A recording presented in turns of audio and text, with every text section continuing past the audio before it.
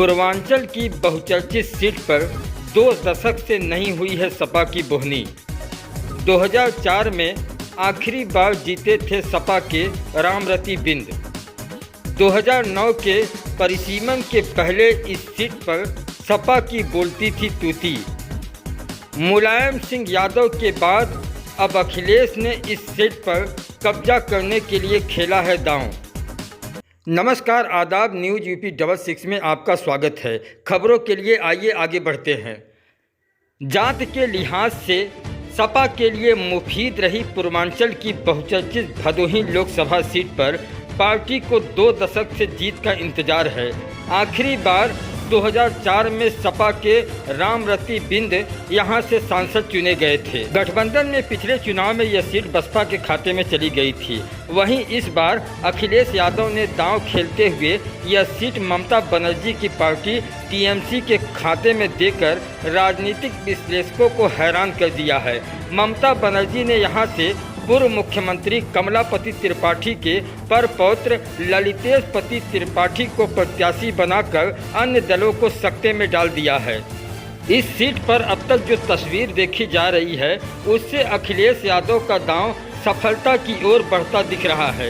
एक बार मुलायम सिंह यादव ने इस सीट पर कब्जा करने के लिए दस्यु सुंदरी फूलन देवी को मैदान में उतारकर राजनीतिक दलों को हैरानी में डाल दिया था और यह दांव सफल भी रहा। फूलन देवी यहां से 2 बार सांसद चुनी गई। अब अखिलेश यादव ने इस सीट पर पुनः कब्जे के लिए यह सीट टीएमसी के खाते में दे दी और ब्राह्मण चेहरा मैदान में उतार दिया गया। अब देखना यह है कि यह दांव कितना सफल होता है। फिलहाल अखिलेश यादव का यह दांव सफलता की ओर बढ़ता दिख रहा है। अब ये सफलता कहां तक बढ़ेगी यह तो चुनाव के बाद ही इसकी तस्वीर साफ होगी। फिलहाल यह सीट एक बार फिर सुर्खियों में है। इस सीट के इतिहास पर गौर करें तो भदोही सीट अब तक 3 बार सपा के खाते में आ चुकी है। 2 बार यहां से फूलन देवी जबकि 1 बार रामरती बिंद जीत हासिल कर 2009 में हुए परिसीमन के पहले सपा उम्मीदवारों की यहां पर तूती बोलती थी। परिसीमन के पहले एवं बीच चुनाव में 3 बार सपा के हाथ खाली रहे हैं, लेकिन परिसीमन के बाद सपा को इस सीट पर 1 बार भी जीत नसीब नहीं हो पाई है। राजनीतिक लिहाज से देखा जाए तो भदोही लोकसभा में आने वाले 5 विधानसभा में 3 पर सपा का कब्जा है। वहीं जब लोकसभा सीट की बात आती है तो यहां सपा का प्रदर्शन अपेक्षा के अनुरूप देखने को मिलता है। 1999 के चुनाव में सपा प्रत्याशी फूलन देवी ने भाजपा के वीरेंद्र सिंह मस्त को हराकर चुनाव जीता था। 2001 में दिल्ली में उनकी हत्या कर दी गई, जिसके बाद भदोही की सीट खाली हो गई। 2009 में हुए उपचुनाव में सपा के रामरती बिंद बसपा के नरेंद्र कुशवाहा को हराकर चुनाव जीते थे। इसके बाद से तो 3 बार लोकसभा चुनाव हो चुके हैं, लेकिन सपा के हाथ तीनों बार खाली रहे।